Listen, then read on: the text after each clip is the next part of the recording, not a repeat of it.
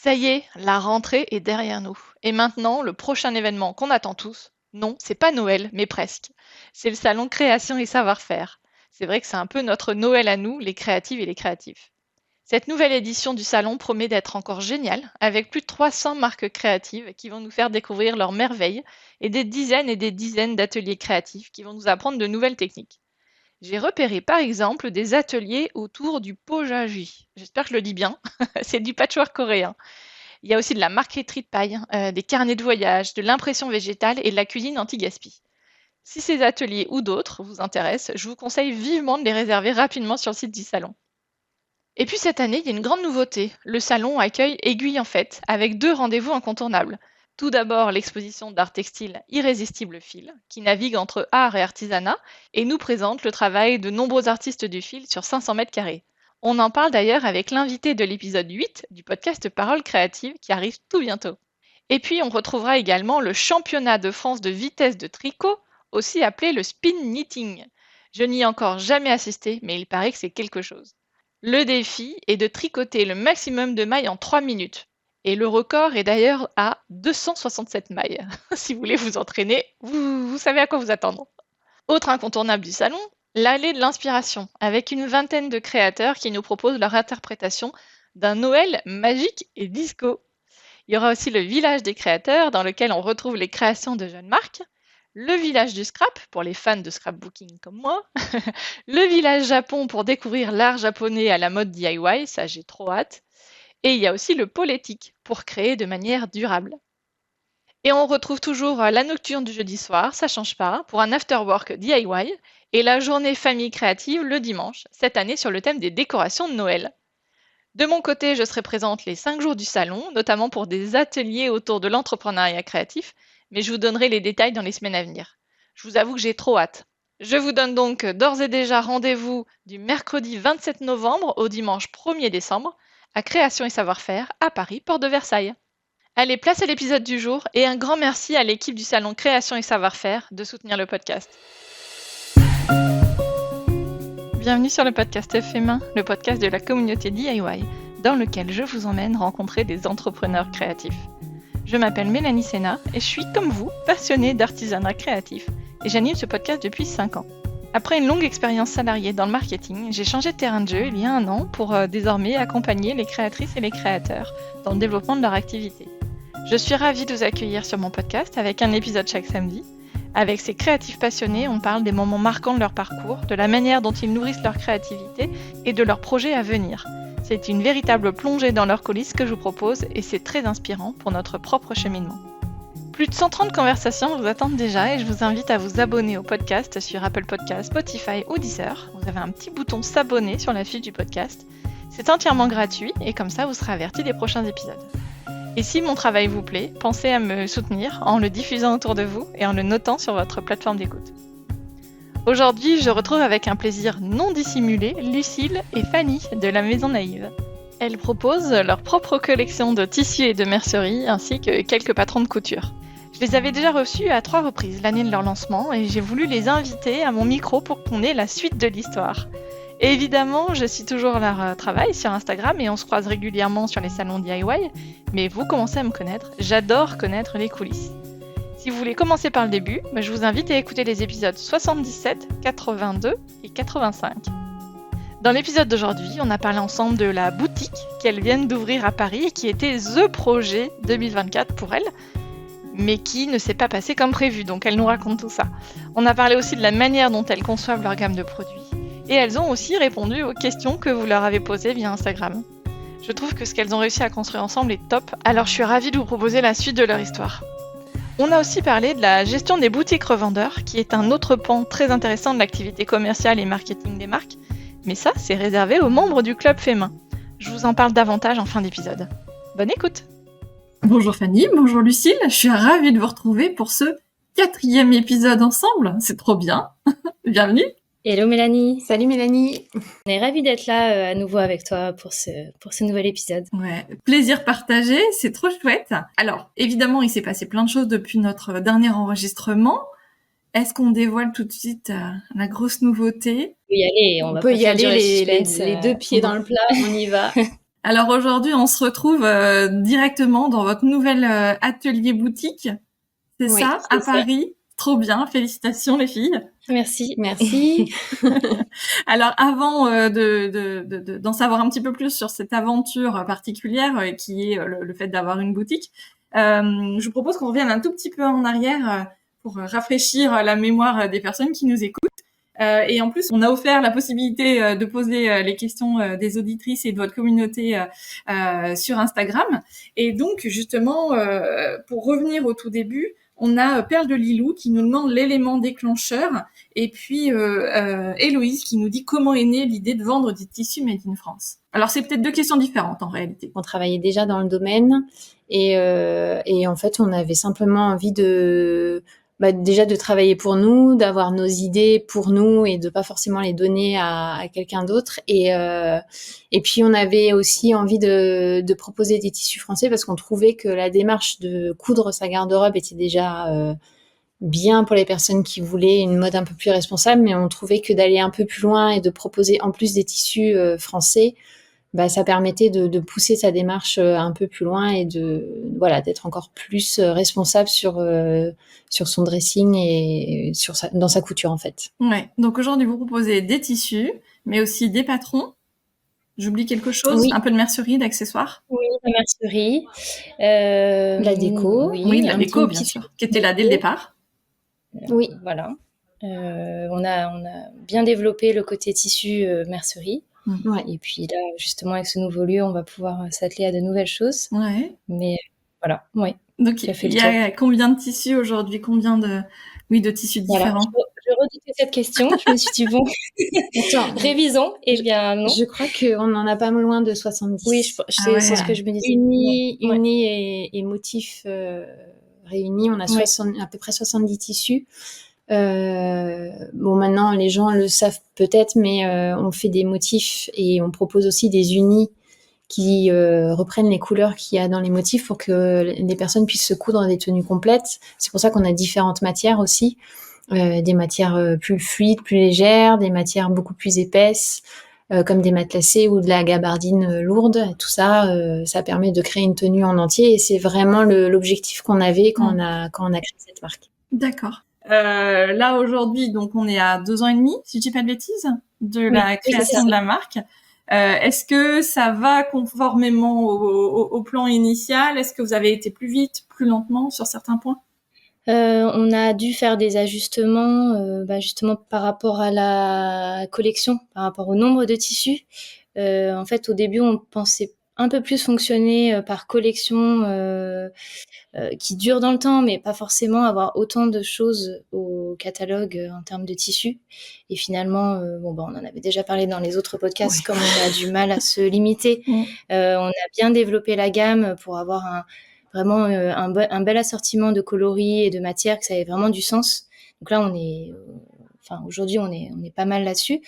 Et puis, par rapport à la boutique, c'était prévu. Enfin, bien sûr, c'était rêvé, on va dire, plus que prévu.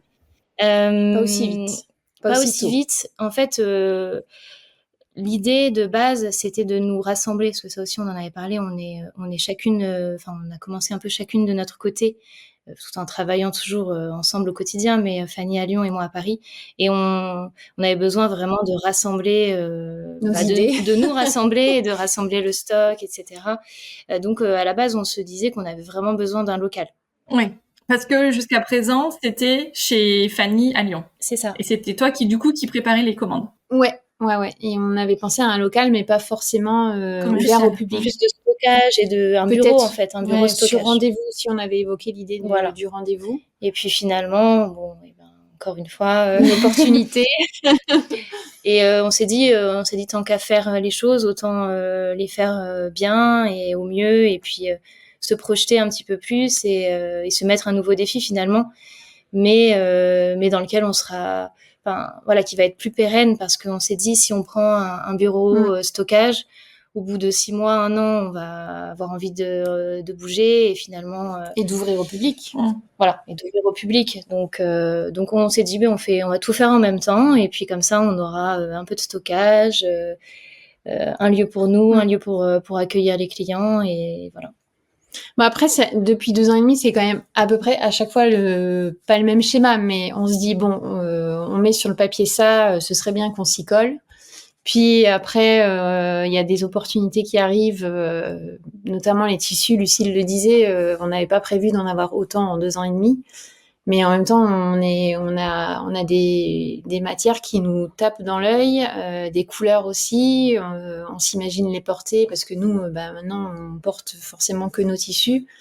Et du coup, on se dit bon si on les veut, il faut y arriver et on met tout en œuvre pour arriver au coup de cœur qu'on a finalement au moment où il faut se décider. Et ce local, c'est pareil. On s'est dit ce que disait Lucille, un stock c'est bien, mais on va vite avoir envie d'accueillir du monde. Donc voilà, puis l'opportunité a fait que ça s'est présenté à nous aussi. Enfin l'opportunité, Lucille a beaucoup cherché. Il n'y a pas quelqu'un un jour qui est venu toquer à ta porte, Lucille, pour te dire ah tiens j'ai le local parfait. Oh mais comment vous saviez que j'en cherchais un? Il y a des belles rencontres, il y a des signes, des choses comme ça, mais bon là non. Non là t'as mis toi pour le coup t'as vraiment mis t'avais je sais pas combien d'alertes mail par jour. Oui. En fait c'est ça, c'est que quand Lucille elle a une idée en tête, elle se donne les moyens d'y arriver et ce local c'en est la preuve parce que on est arrivé au tout début du projet, il y avait pas de sol, pas de plafond, il y avait rien. Il y avait pas de vitrine. C'était dans le noir. Quand on a visité, Lucille m'a préparé psychologiquement en mode bon, t'inquiète pas, ça va aller. Faut se projeter, fais-moi confiance. Bon, moi je connaissais déjà le quartier, heureusement un peu. Lucille elle habite à côté. Donc effectivement, il a fallu se projeter parce que le local n'était pas vide. Il y avait beaucoup de choses à l'intérieur. Il y avait pas beaucoup de il y avait pas de sol, pas de plafond. Il y avait de en la fait, boue, de la boue, de la terre au sol et puis c'est à peu près tout. Et donc on a dit ok, allons-y.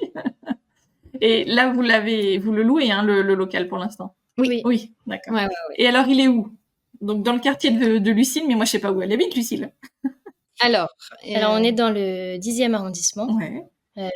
On est dans le quartier de la rue Sainte-Marthe. Oui. Je sais pas si ça te parle. Pas du tout, mais en même temps, je suis pas du tout parisienne, donc c'est logique. Alors, si tu peux me dire, est-ce qu'il y a un monument à côté, un truc un peu connu à côté? Alors, en fait, un monument, il y a l'hôpital.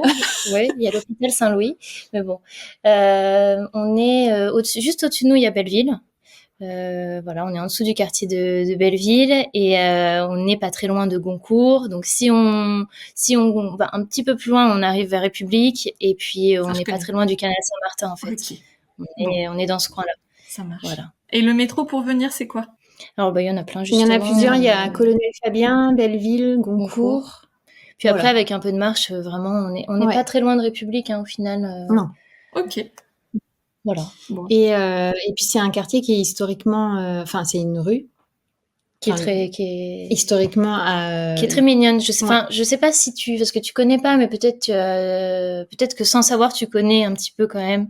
Ça fait partie. Bon, ça change. Actuellement, c'est en pleine restructuration, mais ça fait partie de ces petites rues dont on parle de temps en temps à Paris, qui sont un peu colorées avec des petites vitrines, des petits ateliers, des vitrines colorées. D'accord. Il y en a une qui est très connue, je sais plus comment elle s'appelle, vers la gare de Lyon. C'est pas exactement le même style, parce que là, c'est plus des ateliers, mais voilà. Quand il y a des articles, des choses comme ça sur les rues mignonnes, parfois, il y a ça. On est ravis d'être là. Ouais, il y a plein de petites devantures de couleurs, en bois encore. Ils ont gardé soit la façade d'origine, soit ils ont refait quasiment à l'identique. Il y a pas mal de commerces de bouche, il y a des très bons restos et donc la rue est très animée. Et donc cette rue-là, donc la rue Sainte-Marthe, nous on est au numéro 5. En fait, ça fait partie du village Sainte-Marthe et c'est 2 rues qui font un H et qui étaient historiquement avec des ateliers d'artistes. D'accord. Et donc, pour pouvoir avoir ce local, on a dû pas postuler, mais montrer qu'on venait un peu de ce milieu-là, d'artisanat, des choses comme ça. D'accord. Ok, bon bah top. Alors est-ce que là la boutique, donc je crois savoir qu'il y a eu quelques rebondissements en termes de travaux, etc. Surtout si il n'y avait pas de sol, pas de plafond, pas d'électricité et tout ça. Donc ça a mis combien de temps ce projet, hein, à partir du moment où vous avez trouvé le local et puis là aujourd'hui ou l'ouverture on va dire. Alors là, ça fait presque 1 an qu'on est sur le sujet. Ah Ouais. Euh, On a eu la bonne nouvelle du bail, qu'on était accepté en tant que locataire 2 jours avant Noël. Ouais, Ah juste ouais. avant Noël. 2 jours avant Noël. Mm. Donc moi, j'étais dans le train et j'ai failli Et- exploser de contenir. Mais ouais, on a eu la confirmation de bail 2-3 jours avant Noël, je crois. Mm. Après, on devait normalement avoir les clés pour le printemps parce qu'on s'était accordé avec le propriétaire parce que c'est quand même la période la plus propice pour la couture, en termes de vente et de collection, des choses comme ça. Bon, évidemment, il y a eu des soucis de travaux, Voilà. de grosses œuvres, donc ça a pris énormément de temps. L'avantage, c'est que comme le local était nu quasiment et qu'on est arrivé au tout début des travaux du gros œuvre, en fait, on a pu aussi un peu mettre notre patte avant que le gros œuvre soit fait. Donc ça, c'était vraiment cool. Du coup, il y a eu pas mal d'allers-retours avec les artisans, le propriétaire, des choses comme ça. Et on a eu le local finalement fin juillet, début août. Ouais.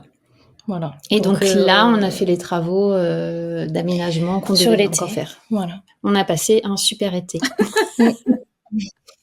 Bon, il faut ce qu'il faut. Non, je rigole. C'est bon, beaucoup de travail quoi, comme d'habitude. De toute façon, vous avez pas ménagé votre peine depuis le début. Non, c'est sûr. Et, c'est sûr. Et alors justement, est-ce qu'il y a un moment donné où ça commence un peu à peser sur les épaules? C'était un peu dur. Hein. C'est vrai qu'on s'est lancé dans les travaux nous-mêmes.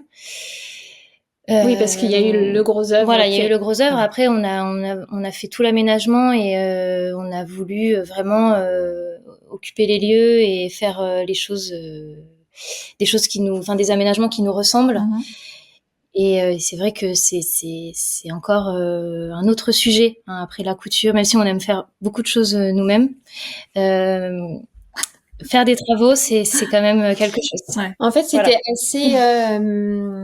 ça nous tenait à cœur de faire les choses par nous-mêmes. Une fois que le gros œuvre est fait et que c'est des choses que de toute façon, nous, on ne peut pas faire, les murs, les murs, le plafond, le sol, clairement, non.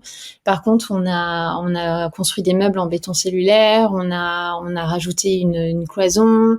Ça, c'est des choses qu'on voulait vraiment faire nous-mêmes parce que on aime bien faire les choses avec nos mains.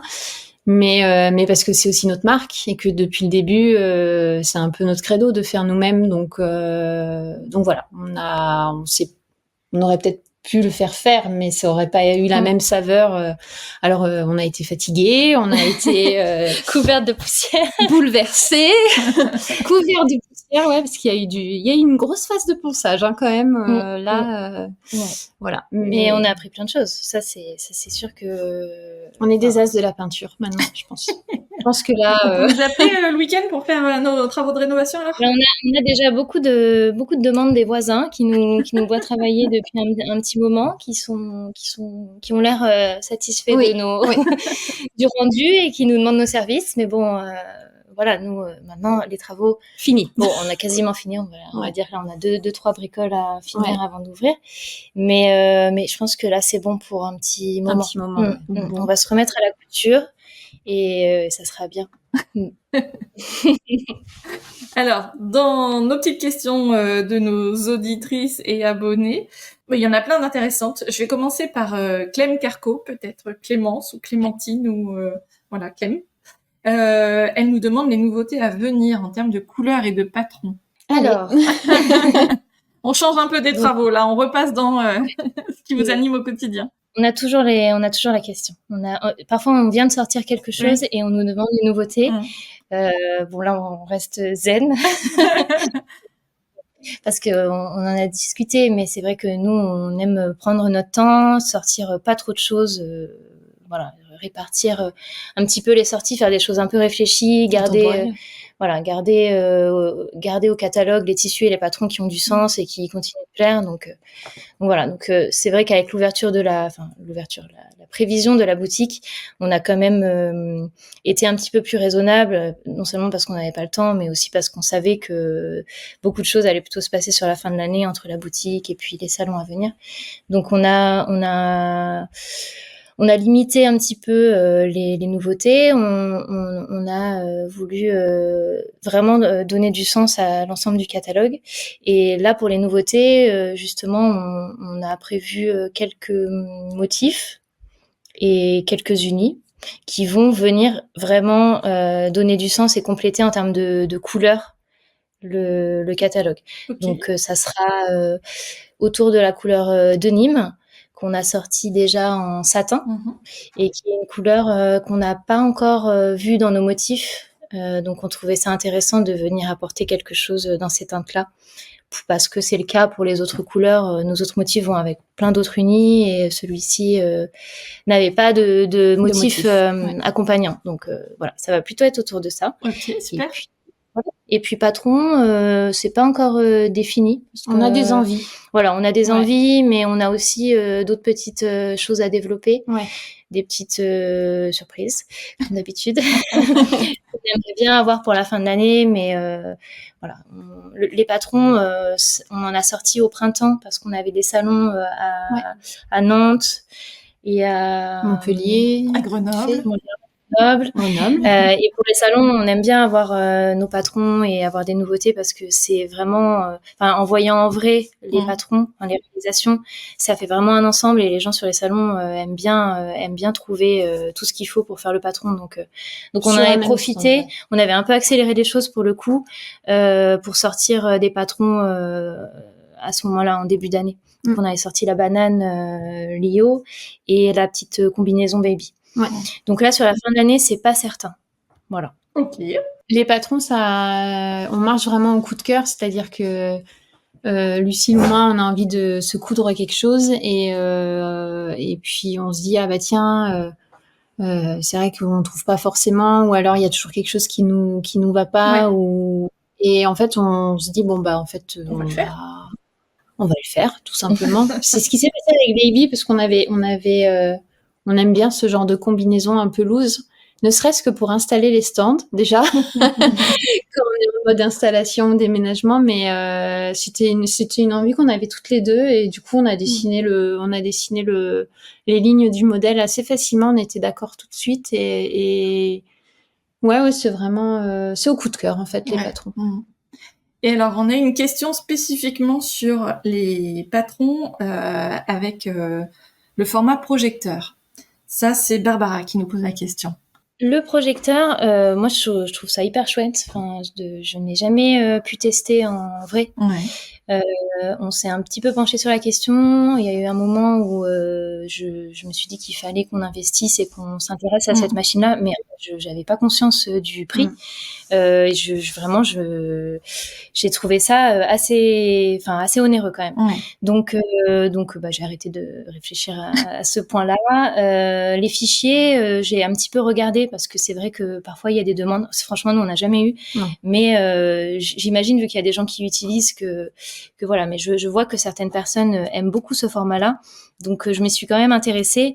C'est quelque chose qui est faisable, je pense. Il n'y a pas de souci, mais il faudrait qu'on puisse nous tester.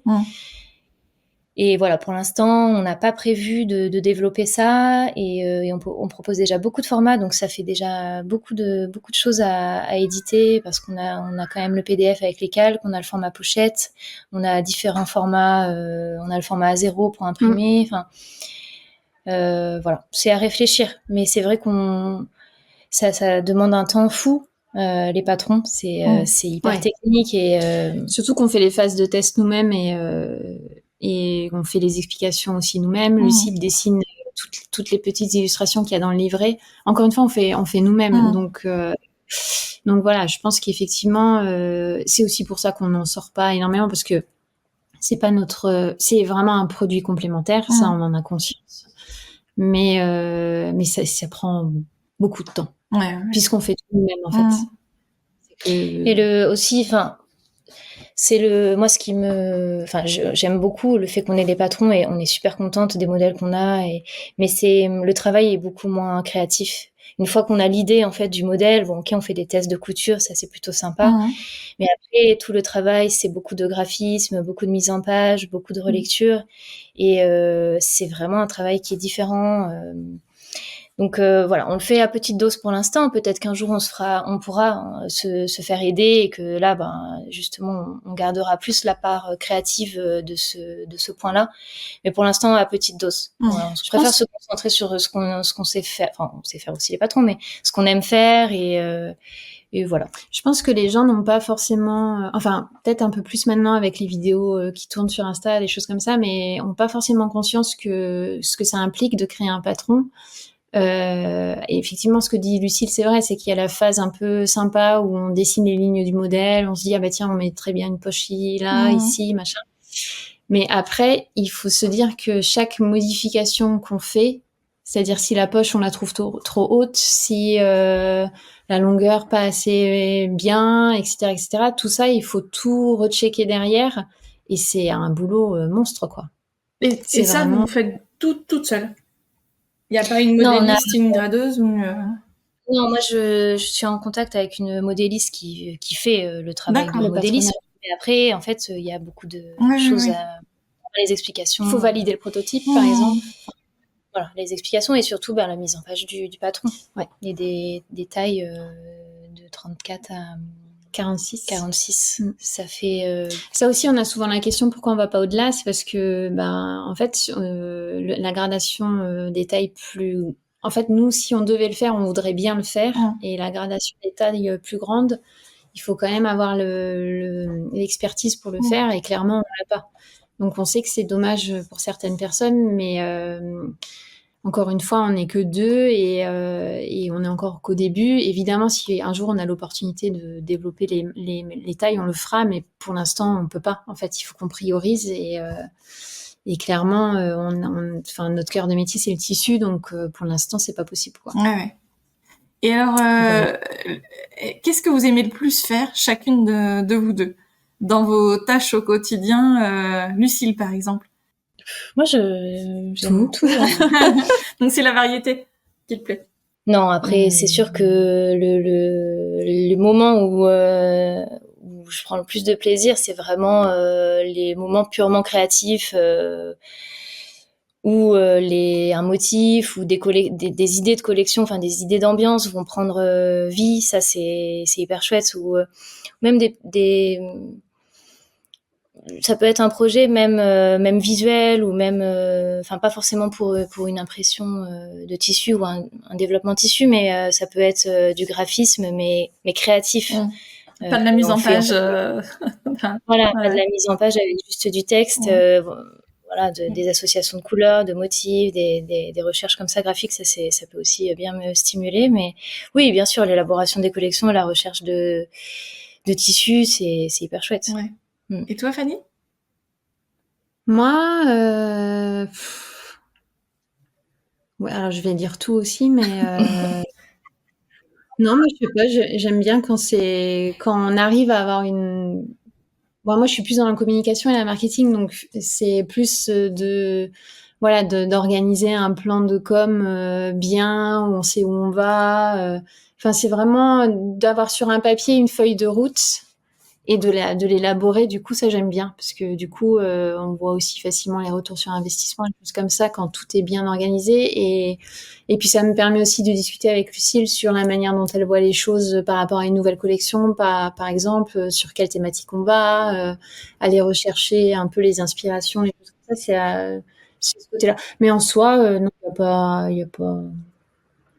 je pense que t'aimes bien donner du sens à tout, tu vois, quand tout prend forme vraiment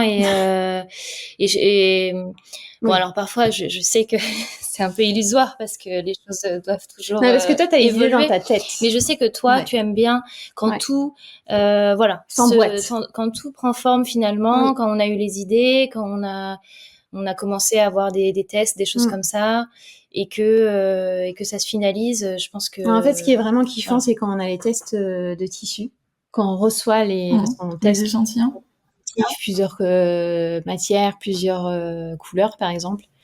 Et que je sais que Lucille me garde l'enveloppe, parce qu'on n'habite pas à Paris, donc elle me garde toujours l'enveloppe. Je sais pas si tu l'ouvres avant. Non, je suis pas sûre. Si, Ça parfois, dépend. ça dépend des fois.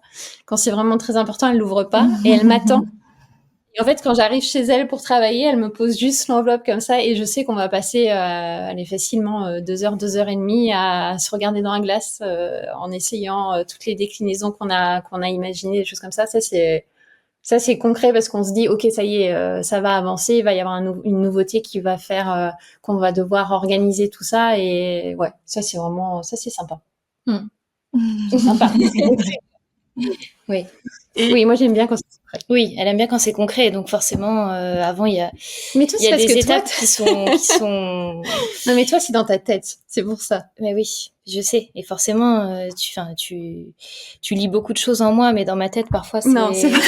Voilà. Donc, évidemment, quand ça devient plus concret, c'est quand même mieux. Oui. ça marche. J'ai oublié de vous poser une question de Martine qui demandait si vous aviez prévu un nouveau tissu matelassé. Oui. Voilà. Prévu. Alors, matelassé, on a 2 matelassés, mais j'imagine que c'est l'imprimé jardin. Oui, c'est une matière et un motif qui a beaucoup plu. Ouais. Donc, même nous, dès le début, on avait en tête d'en faire plusieurs. Bon, ça prend énormément de place et puis on adore celui-ci, donc on a fait les choses quand même petit à petit. Mais oui, on a envie d'en faire d'autres. Donc, mais c'est prévu. C'est rigolo parce que l'histoire de cette déclinaison de jardin amande, donc qui est sur qui est matelassé. En fait, là, on a sorti donc le motif jardin en blanc cassé et en cannelle pour la collection Un vent de liberté. Mais on avait ce jardin amande sur ce que je disais avant, sur une étoffe, un échantillon, quoi. Et on se disait, bon, quand même, il est beau, quoi. Il est très, très beau, ce jardin amande. Ça a maturé. Ouais, voilà. Ça a maturé. On a vraiment hésité, mais on s'est dit, bon, 3 déclinaisons, c'est quand même un peu too much dans une collection. Et puis, je sais pas, au bout de 8 mois, comme ça, on s'est dit, en fait, si on faisait un matelassé, ça nous permettrait d'utiliser cette déclinaison amande qu'on aime beaucoup. Et ce qui est très drôle, c'est que sur le salon où on l'a présenté, on nous a dit, mais vous l'avez pas celui-là en viscose? Voilà, il faut faire des choix, mais il a une petite histoire, ce matelassé jardin. Et comme quoi, quand il y a quelque chose qui nous plaît, on arrive rarement à l'oublier. Et c'est un peu ce qui cause notre perte et les 70 tissus au catalogue, clairement. Il y a Héloïse qui nous demande quels sont les obstacles auxquels vous avez dû faire face. Est-ce qu'il y a des frustrations particulières? Et on a Douce Rêverie aussi qui nous dit quelle a été votre plus grande difficulté jusqu'à présent. La frustration, là, la plus récente, c'est vraiment le retard qui a été pris sur la boutique. Parce que clairement, d'ouvrir pour le printemps avec une collection, ça aurait été canon. Mais bon, voilà, il y a des choses contre lesquelles on peut pas lutter et ça, on l'a bien compris. Ouais. Et puis finalement, d'ouvrir pour la rentrée, c'est aussi bien. Mais ça, en tout cas, ça a été une grosse... Ça a été très difficile. Ouais. Parce que c'est vrai que, comme on disait, ça a créé quand même un petit ralentissement dans les sorties. Et on attendait. Mais aussi dans notre tête, en termes de... Ça nous a monopolisé un peu l'esprit. C'est un peu charge mentale pénible, quoi. Ouais, et c'est vrai qu'on a eu donc la validation en décembre, donc c'est quand même quelque chose qui avait fait un petit peu peur. C'est un nouvel engagement, c'est un nouveau défi qu'on se lance. Et de devoir attendre autant de mois avant de concrétiser les choses et de voir si notre pari il est bon ou pas, ça pèse, ça fait une grosse charge. Voilà, ça c'est vrai que ça a été assez difficile. Moi qui aime bien le concret, pour le coup. Ça c'est sûr. Mais bon, c'est nous qui avons aussi fait ce pari-là en visitant, comme on l'a dit, un local qui était pas du tout prêt. On aurait pu assurer un petit peu plus et bon. Voilà, après on a eu beaucoup de défis avec l'approvisionnement, avec les fournisseurs, avec le fait de vouloir faire en France la majorité de nos produits. Franchement, ça, 98%, je pense, globalement. Et ça, c'est un défi au quotidien. Et ça, c'est vraiment c'est pas une frustration. On est contente de faire fabriquer en France. Après, ça implique des coûts forcément parce que on est quand même aligné au prix du marché pour des concurrents qui font fabriquer la plupart en Asie ou qui achètent en Asie ou ailleurs, ou au moins en Europe. Mais voilà, on a fait le choix de pas faire peser le coût de production sur le prix de vente. C'est de la négociation pas quotidienne, mais quasiment. Je pense qu'on les harcèle un peu, quand même. Un peu. C'est des usines, on les connaît très bien maintenant, et on est très contente d'avoir réussi à faire ça. Mais c'est un des gros défis encore aujourd'hui. Ça fait 2 ans et demi qu'on travaille avec eux, 2 ans et demi qu'ils nous connaissent, et ça reste encore un défi au quotidien, quoi. C'est pas si simple de fabriquer en France. C'est simple. Enfin, c'est plus difficile. Enfin, c'est pas simple de fabriquer en France. C'est compliqué de faire fabriquer en Europe aussi. Donc, il faut vraiment le vouloir et respecter ses valeurs pour pouvoir y arriver, quoi. C'est un vrai défi. Il y a des marques aujourd'hui qui arrêtent parce qu'elles peuvent plus, et on comprend parce que c'est pas facile. La difficulté, elle est économique. C'est qu'en fait, ça coûte trop cher par rapport à la même chose à l'étranger. Il y a un fonctionnement aussi. Enfin, il y a moins d'usines. On n'est pas. D'accord. Enfin, on n'est plus dans un pays où il y a une fabrication. Enfin, on n'est plus vraiment un pays textile. On l'a été, mais maintenant, il y a quand même peu d'usines.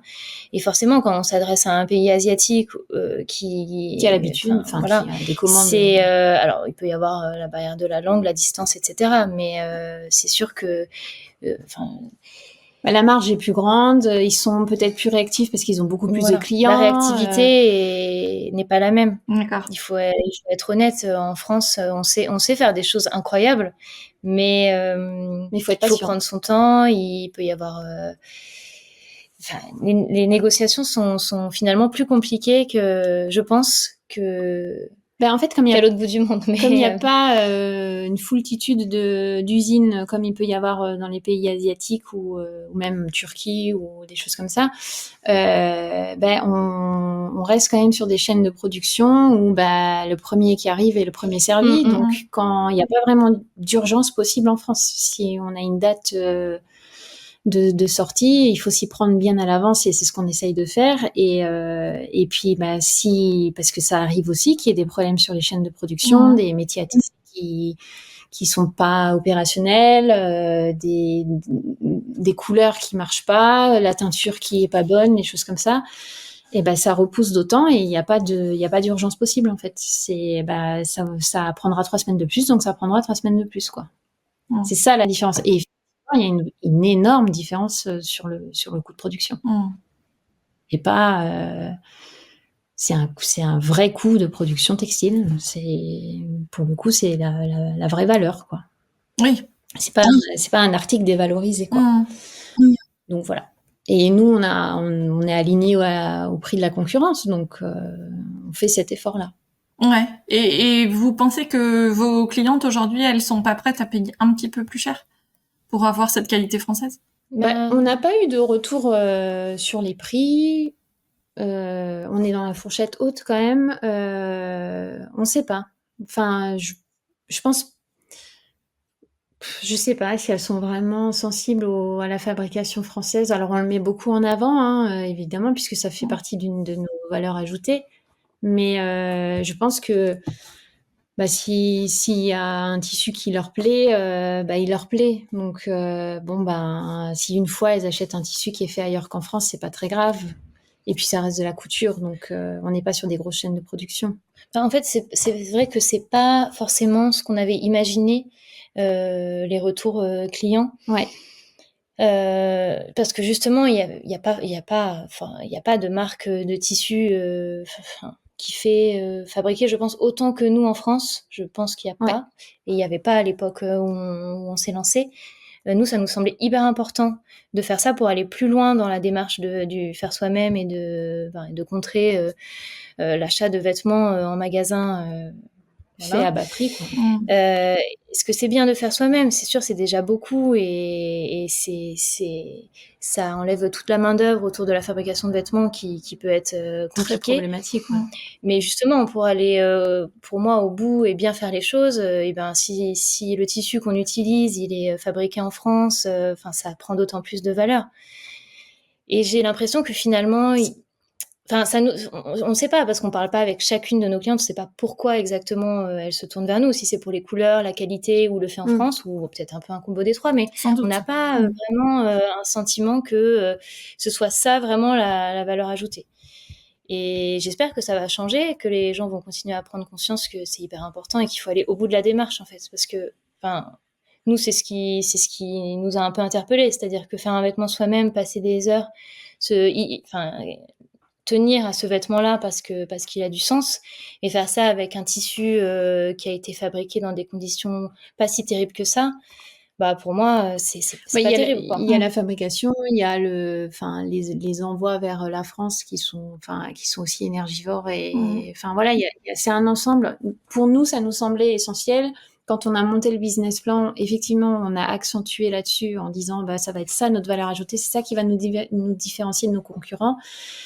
Mais en fait, on ne sait pas parce que on n'a pas forcément ce retour. On a un retour sur la qualité est vachement bien, les couleurs c'est vraiment ce qu'on aime. On a ce genre de retour, mais on n'a pas. Et en plus, c'est fabriqué en France. On l'a quelquefois sur les salons. Oui. Peut-être qu'on l'aura un peu plus à Paris avec la boutique ou avec les clients de boutique, mais en tout cas, c'est pas ce qui ressort en premier sur pourquoi une cliente va revenir chez nous en fait. Ouais. Je pense que, moi, pour acheter aussi du tissu, je pense qu'en fait, on est d'abord attiré par une couleur, une matière, pour un projet en particulier. Alors moi, j'ai beaucoup acheté de tissu sans projet particulier, c'est pour ça que j'en ai aujourd'hui beaucoup trop. Mais effectivement, on fonctionne souvent au coup de cœur. Alors soit pour acheter pour un projet, soit sinon. Et sans doute que le côté made in France et qui respecte nos valeurs et les vôtres, du coup, c'est la cerise sur le gâteau. Oui, je pense que tu as raison et effectivement elles craquent sur nos clientes craquent sur un motif ou une couleur, donc, et en plus si c'est fait en France, tant mieux en fait. Ou alors s'il y a hésitation peut-être entre deux tissus à peu près pareils et à peu près de la même couleur ou presque de la même couleur, du coup elles vont peut-être se dire en fait pour quasiment le même prix, un tout petit, à 50 centimes de différence, j'ai un tissu qui a été tissé en France par exemple pour la gabardine qu'on fait. Peut-être que c'est ça qui fait pencher la balance. On le sait pas, tout simplement. Mais c'est vrai qu'on n'a pas forcément. Mais dites-le nous sur les réseaux quand vous êtes contente de trouver un tissu en France. Comme ça, on continuera de se dire ok, on fait la bonne démarche et on va dans le. Et ça vaut le coup. Ouais. On a toujours fait les choses en suivant nos valeurs, donc on va pas changer. Notre catalogue est made in France. Il est made in France. À la base, on voulait faire faire des tissus de façon locale en se concentrant sur l'Europe. Parce que c'est vrai que déjà, si on s'ouvre un peu à l'Europe, il y a aussi beaucoup de choses qui sont fabriquées en Europe qui sont très bien. Et bon, on a voulu vraiment faire au mieux et voilà. Et maintenant, dès qu'on doit passer une frontière, on s'est dit, est-ce qu'en France, finalement, il n'y aurait pas la même chose voilà. Mais et puis comment ça évolue. Et puis ce que tu disais aussi sur les motifs et les couleurs, c'est que nous on a un nuancier qu'on suit et qui est suivi d'une collection à l'autre. Alors parfois on ajoute 2-3 couleurs dans l'année, mais ça reste toujours des couleurs assez douces, assez intemporelles. Parce que en fait ça continue encore une fois dans cet esprit de ok, on a passé des heures à coudre un vêtement, un modèle. C'est pas pour le porter 2 fois, clairement. Et du coup, si en ayant cousu un uni ou un motif de la Maison Naïve, en plus elles peuvent l'associer à leur prochaine ou leur ancienne cousette, on a tout gagné. Parce qu'en fait, je veux juste rebondir sur ce que tu dis. Parce que quand on voit les commandes de nos clientes, on voit qu'elles passent plusieurs commandes. Moi, mon petit plaisir, c'est d'aller vérifier que tout va bien ensemble. Voir ce qui a été commandé avant. Et souvent, il y a des choses. Il y a match. Il y a match. Je me dis, là, il y a la petite veste qui va venir avec la petite blouse ou inversement. Et j'imagine que, enfin, c'est peut-être pas forcément le cas, Si, mais je pense. je pense quand même.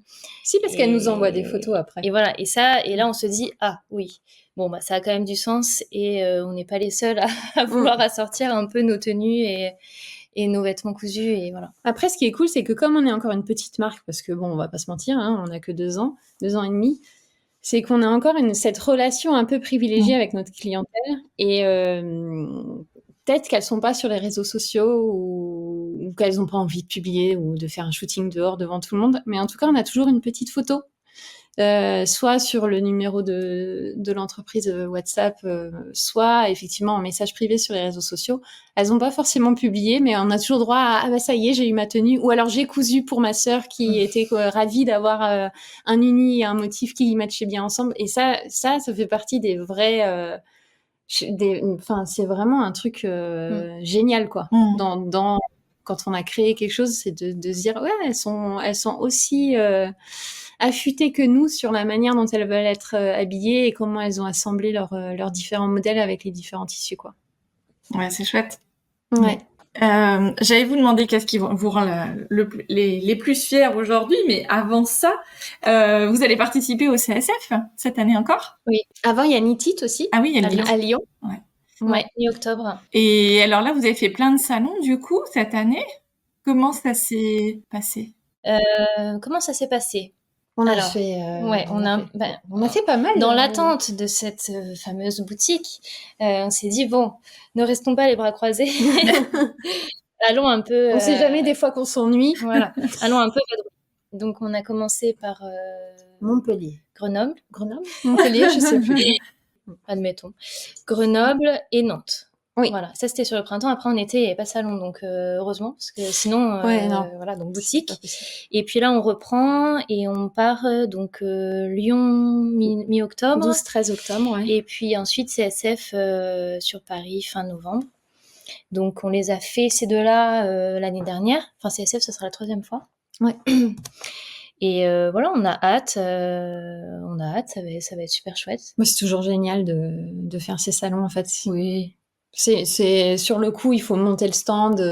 Oui. Bon, maintenant on est rodé, hein, parce que bon, en ayant fait les 3 petits là, enfin petits, non. Enfin, notre stand était plus petit. Le stand était plus petit, mais on est rodé, on a notre rôle chacune et non, c'est toujours cool d'aller dans des villes différentes, parce que même si on va avoir la boutique à Paris là. On va pas s'arrêter pour autant de faire des salons dans d'autres villes, parce qu'en fait les clientes sont quand même, ne me regardent pas avec ces yeux-là. Non. on est quand même, elles sont quand même contentes de nous rencontrer, donc voilà. Et en parlant de salon, il y en a un à Bruxelles en février. Ouais. Donc on va à Bruxelles en février aussi. Un tout nouveau salon. On passe la frontière. Déplacez-vous pour nous. Ouais.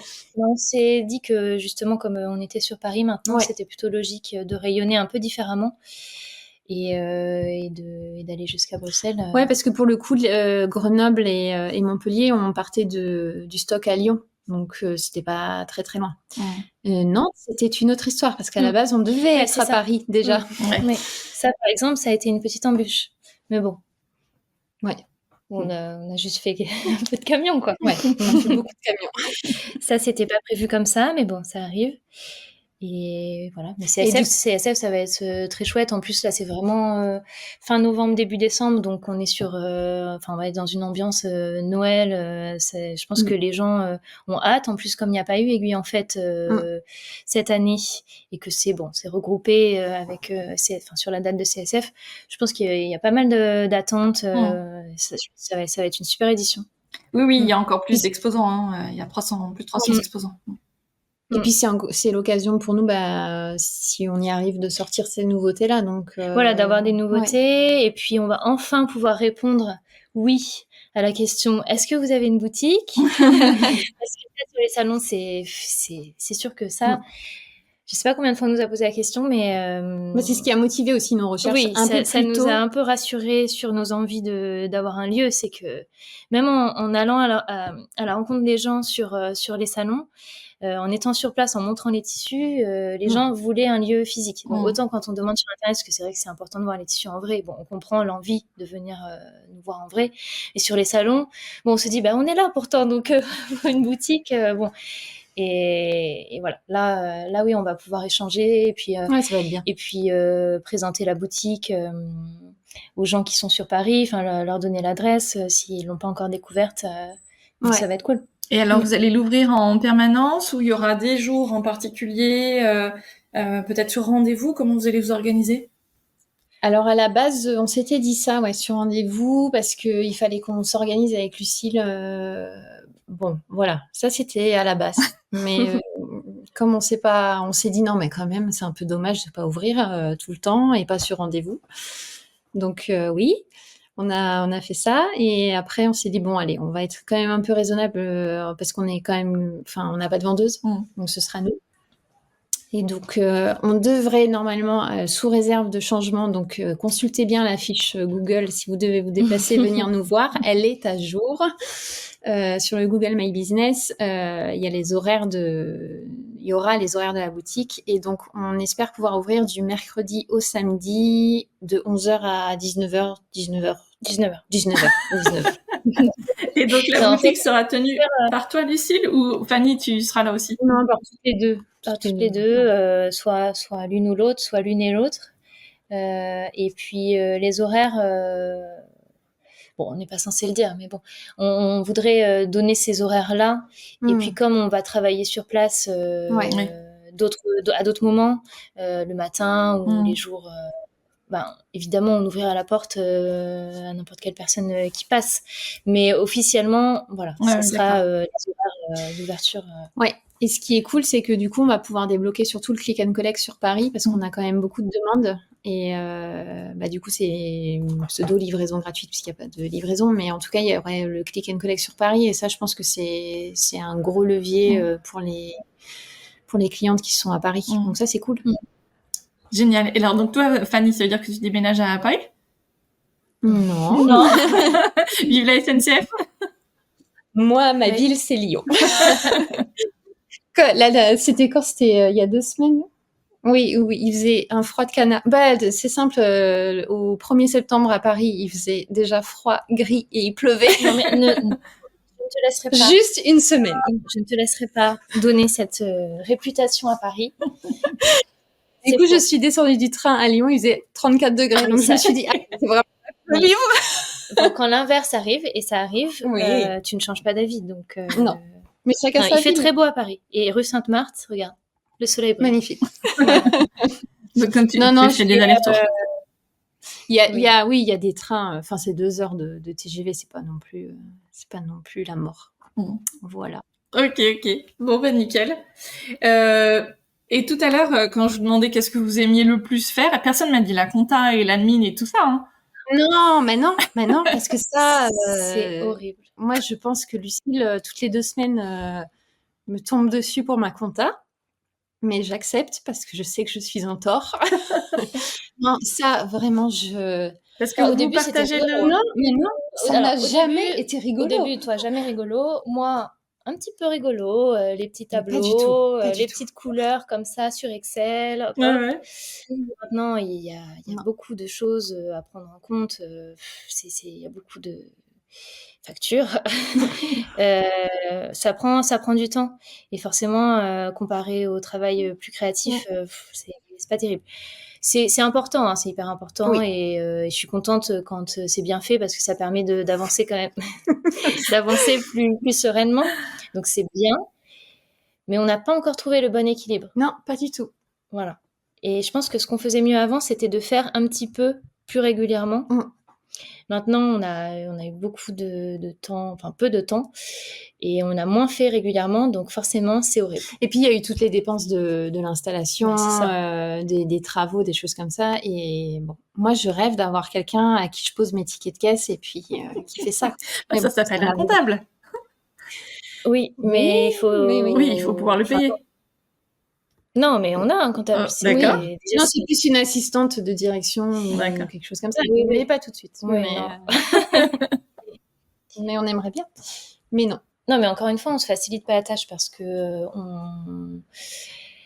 enfin, il y a quand même beaucoup de choses qu'on achète d'occasion.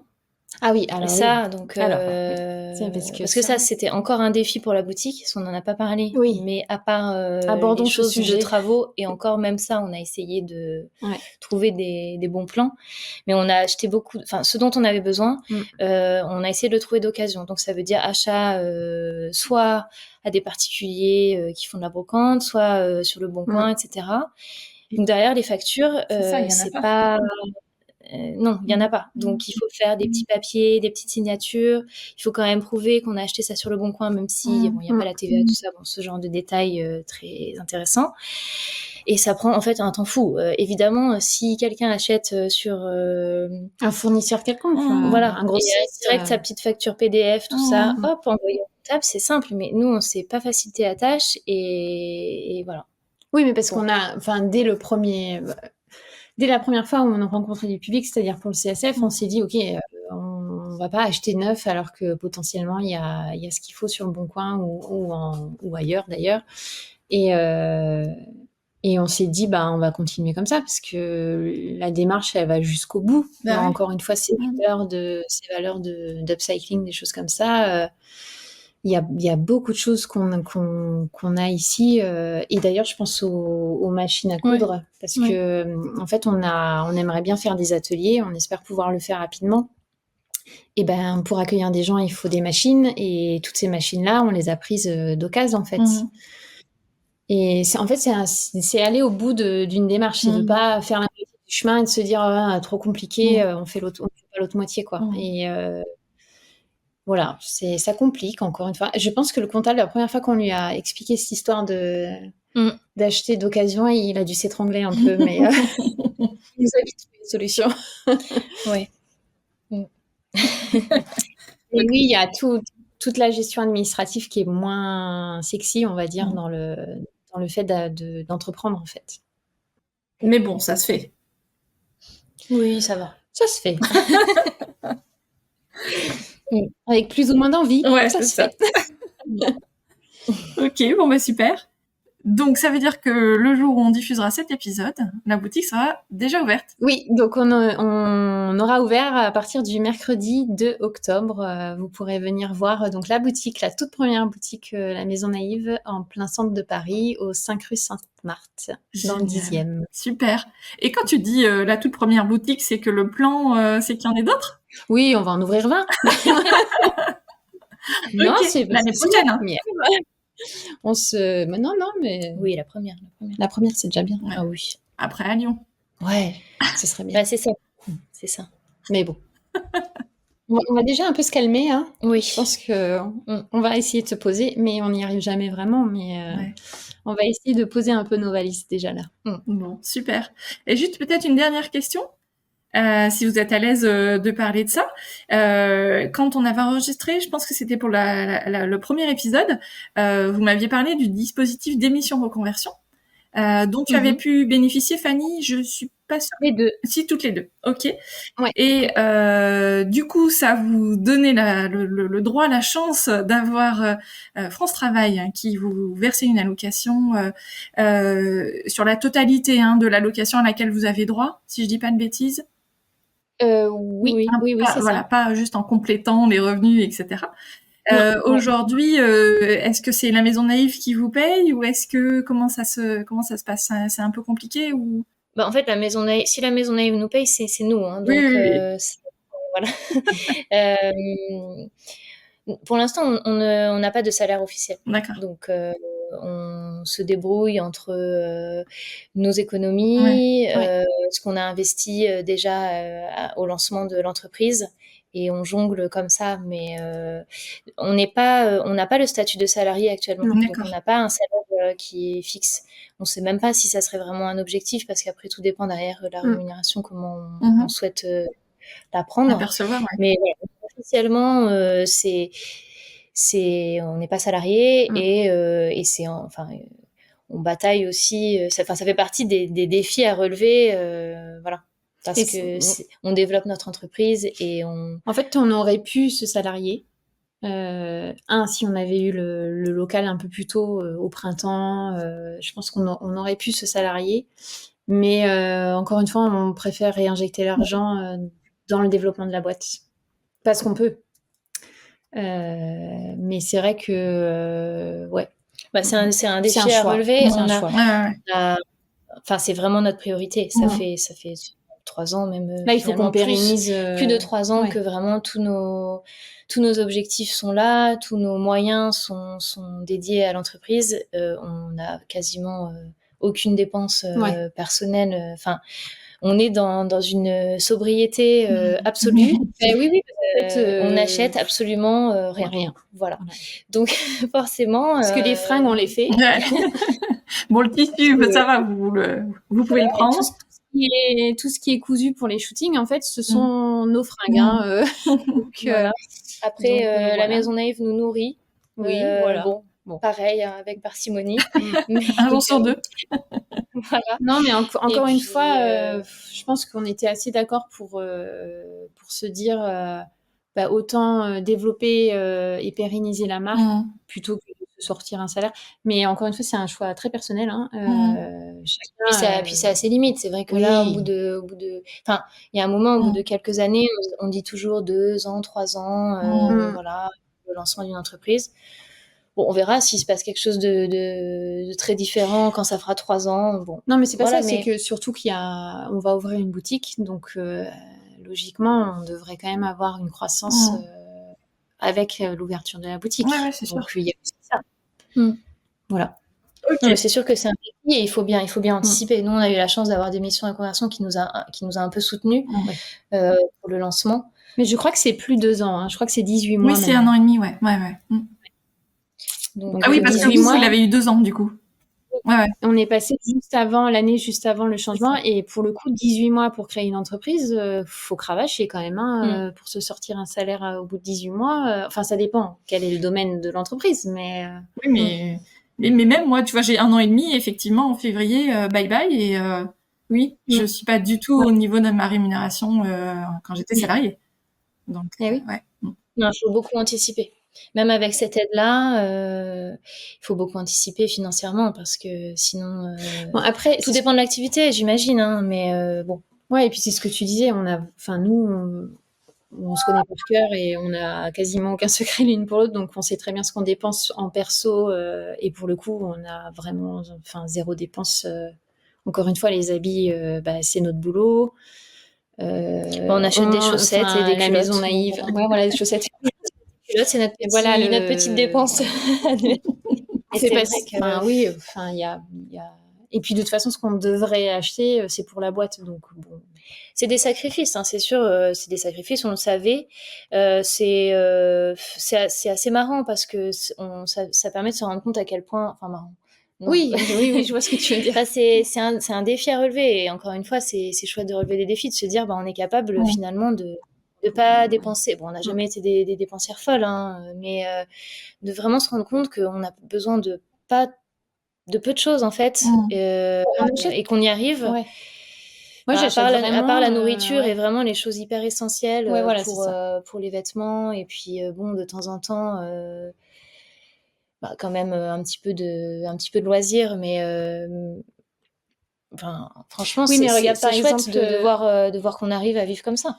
Par exemple, et ça va de pair avec notre activité. Par exemple, pour les shootings, on est allé voir comment ça s'appelle, MAC Cosmétique, parce qu'on voulait prendre des cours de maquillage, parce que en shooting, c'est nous devant et derrière l'objectif, et on s'est dit, allez, et en fait, c'est aussi un espèce de petit loisir. C'est toujours sympa de prendre un cours de maquillage, d'avoir un professionnel qui nous dit, le teint, c'est plutôt comme ça, et du coup, ça fait partie du boulot, mais c'est aussi un peu un loisir, parce que c'est girly, c'est sympa, ça va nous servir dans notre quotidien aussi. Et puis, donc voilà, c'est plein de petites choses comme ça qui font qu'en fait, on se rend compte qu'on dépense pas énorme ailleurs. Eh ben, tant mieux. Sobriété, c'est bien comme plan. C'est ça. Ok. Pour conclure, est-ce que je peux vous demander alors ce qui vous rend les plus fiers aujourd'hui ?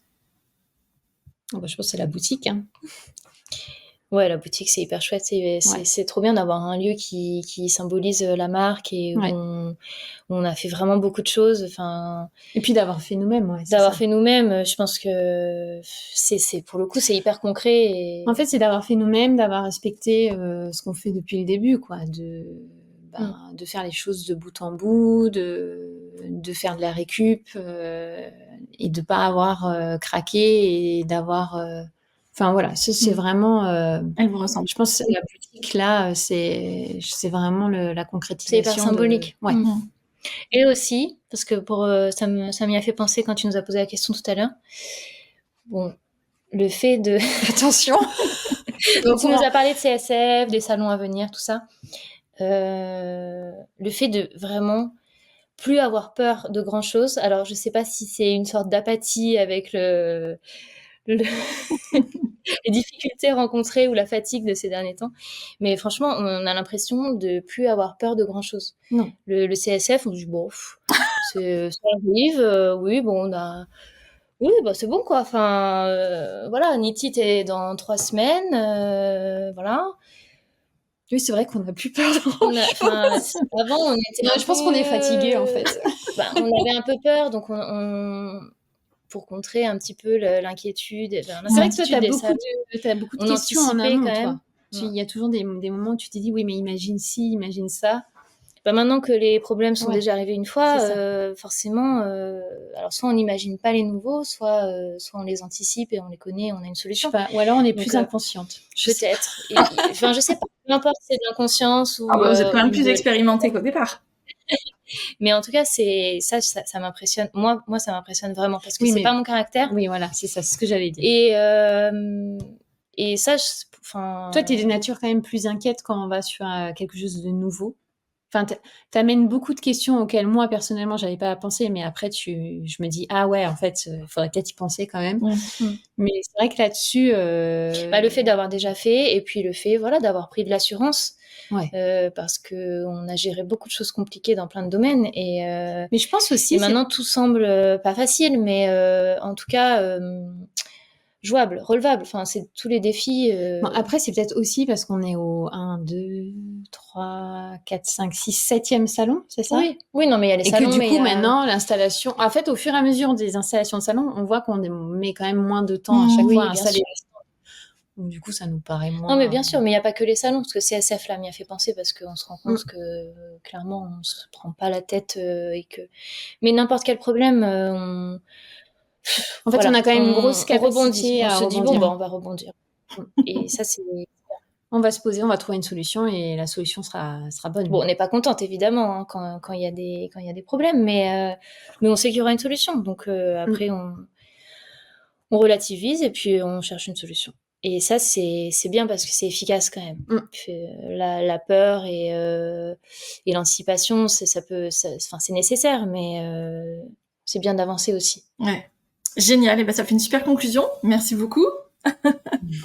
Donc on vous retrouve au Nitit, au CSF, Bruxelles pour les Belges qui nous écoutent, ou les Parisiennes qui ont envie de se faire un week-end à Bruxelles. Oui, tout à fait. C'est une jolie ville, Bruxelles en plus, donc allez-y. C'est très accueillant. Donc et bien sûr Instagram et votre site internet et votre boutique à partir du 2 octobre. Voilà, c'est ça. Et ben super, merci beaucoup à toutes les deux, à bientôt. Merci à toi. Merci Mélanie. Me revoici. Rendez-vous sur leur site lamaisonnaïve.com ou sur Instagram avec le même nom. Et n'hésitez pas à leur faire un petit coucou à la suite de l'écoute. On se retrouve également sur mon compte Instagram à moi, sur mon site ou dans ma newsletter, pour à la fois les coulisses du podcast et des conseils sur l'entrepreneuriat créatif. Ce fil rouge de l'entrepreneuriat créatif me passionne et j'ai le grand plaisir de vous accompagner un peu plus dans le domaine avec ma formation audio copilote. Déjà 7 heures d'audio à écouter sur tous ces sujets quand on veut développer sa marque. Si le sujet vous intéresse, je vous invite à aller regarder sur mon site podcastfemin.fr et ou à m'écrire à l'adresse melanie@podcastfemin.fr. Si cet épisode est le premier que vous écoutez, je vous souhaite la bienvenue. Vous avez encore plein de créatrices et de créateurs passionnants à découvrir avec plus de 130 épisodes. Et si le podcast vous plaît, pensez à me soutenir en laissant un avis sur votre plateforme de podcast. C'est vraiment utile. Et pour les inconditionnels, je vous propose de rejoindre le club Fait Main. Ce club vous permet d'écouter 3 épisodes bonus chaque mois pour un abonnement de 5 € par mois ou 50 € l'année. Ça fait un peu comme un abonnement à un magazine de DIY. Et moi, ça va m'aider énormément à faire vivre ce podcast toute l'année. Parmi les bonus, il y a, comme aujourd'hui, la suite des épisodes avec les invités sur des sujets bien précis, mais aussi des partages d'expériences de créatrices ou de créateurs, et aussi des conseils d'experts. Et il y aura aussi des audios de ma formation à l'entrepreneuriat créatif à retrouver. Rendez-vous sur podcastfemain.fr/club pour souscrire. Je vous dis à très vite pour un nouvel épisode, et d'ici là, n'oubliez pas de toujours prendre un moment dans votre quotidien pour créer. Je vous embrasse, à bientôt!